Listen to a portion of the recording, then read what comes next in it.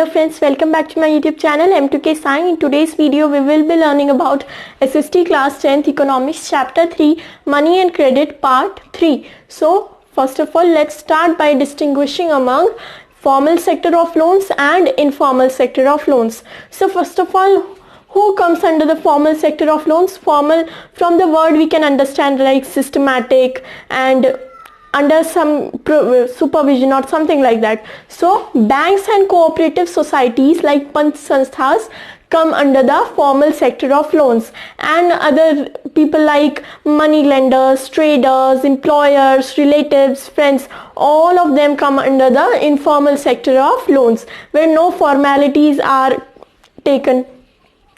And formal sector of loans are supervised by the Reserve Bank of India. They are done under the supervision or under the guidance of RBI. RBI keeps an eye on the formal sector of loans like banks and cooperative societies bank like ICICI Bank, RBI Bank, SBI Bank. Then informal sector of loans, there is no supervision, no supervision of any such bank, any such person or higher government level body.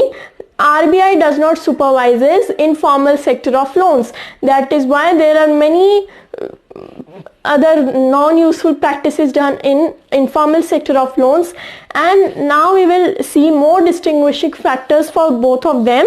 If you will open your page number 48 in your textbook, you will find many distinguishing points among both of them. So the Reserve Bank of India supervises the functioning of formal sector of loans in our country, as we studied that, and the RBI monitors that the bank are maintaining cash balance, but in informal sector of loans cash balance are not maintained. They are sometimes present, they are sometimes not present. Goldsmiths also come under the informal sector of loans, and they constitute a major part of informal sector of loans after money lenders. Now if you will compare both of them, most of the informal lenders charge a much higher rate on loans when compared to the formal sector of loans. Definitely formal sector of loan, banks and cooperatives cannot charge much higher interest because the RBI will interrupt in between, but there is no one to interrupt them, and that is why they even charge higher loans. And mostly informal sector loans are present in rural area, in rural region. Also they do not ask for any terms of credit, they do not ask for informal sector of loans, do not ask for any terms of credits, whereas formal sector require terms of credits. If the person is not having any land or not having any cash balance, still they will give them the loans in formal sector, but formal sector won't give them any loans, and they will require more terms of credit. That is why more rural people go to the informal sector of loans, and they even sometimes, as most of the rural people are illiterate, they do not know what is good and what is bad, they charge them more than the interest that is required to be paid. If the interest is 10%, 15%, they will make them pay 20%, 25%, and the farmer or the rural people come under the debt trap, or they just cannot pay them back, and that is why they have to lose all their fields, their houses, they have to sacrifice a lot. And for this the government should take some major steps so that the rural people even start moving towards the formal sector of loans. For that, what the government can do, it is necessary that more cooperatives and more banks are being set up in rural regions, rural areas. Secondly, while formal sector loans need to expand, it is also necessary that everyone receives these loans.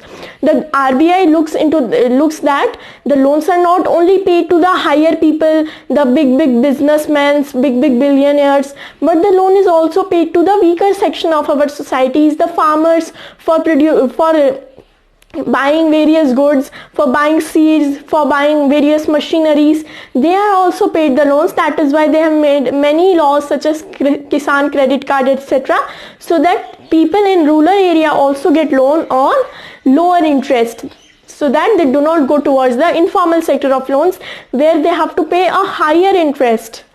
So this was all about differentiation among formal sector of loans and informal sector of loans.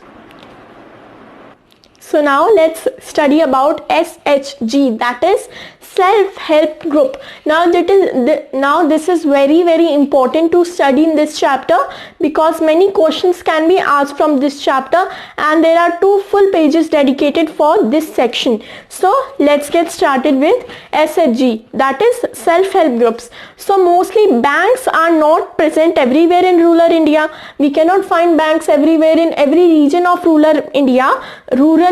So what people do, people gather and make self-help groups. Self-help means खुद की मदद करना. They make संगठन or groups that they run so that they collect money in them. We will study about that. Getting a loan from a bank is much more difficult than taking loan from an informal sector. We already studied that informal sector of loans does not require any terms of credit. That is why it is easier to take loans from informal sources, etc. Absence of collateral is one of the major reasons which prevents the poor from getting bank loans, as we discussed. Informal lenders such as money lenders, on the other hand, know the borrowers personally. Now money lender will definitely know the borrower personally now, because एक गांव में रहते हैं. That is why money lender will know the borrower personally, and they will give that okay, you pay me later on and I will give you the loan. And even if the loan taken before is not repaid, the money lender will give them the new loan, because they want to earn more interest. That is why rural people mostly prefer informal credit loans. We already studied about them. Now self-help groups, they are run by the rural people itself. Rural people make certain groups and they run this. So loan is sanctioned in the name of the group, and it is meant to create self-employment opportunity for all its members. In self-help groups, people just collect all their monies, and loans is taken on the name, loans is sanctioned from the banks under the name of the group, that is the self-help group. The name of the group can be any name. The group can be of any name. Now we will study about various advantages of self-help groups, that how self-help groups are advantageous to the people, and most of the self-help groups are run by the women, and they come under the formal sector loans. So advantages of self-help groups: overcome the problem of lack of collateral. As we know that rural people do not have collateral, and this overcomes the problem of lack of collateral. Next, they get timely loans for various purposes like suppose a group of women want to open a tailoring center, or they want to learn tailoring, so they will buy a tailoring machine, that is silai ki machine. So they will sanction loan from the bank under the name of self-help groups, and then they will get the loan for various purposes. Now self-help groups are building blocks of organization of rural people, because rural people start making organizations, so they are building blocks of them.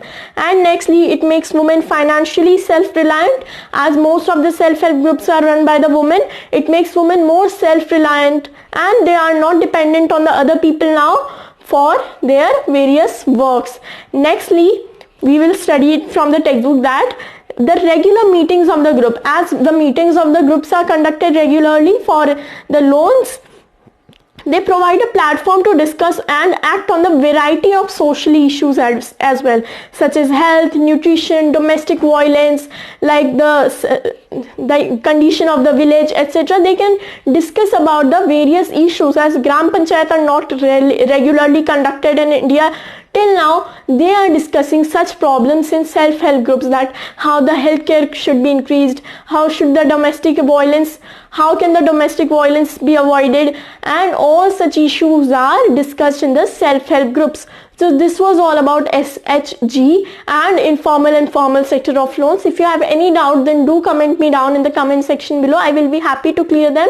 And in this way, we have completed our chapter Money and Credit. If you have any doubt, do comment me down. Thank you for watching this video.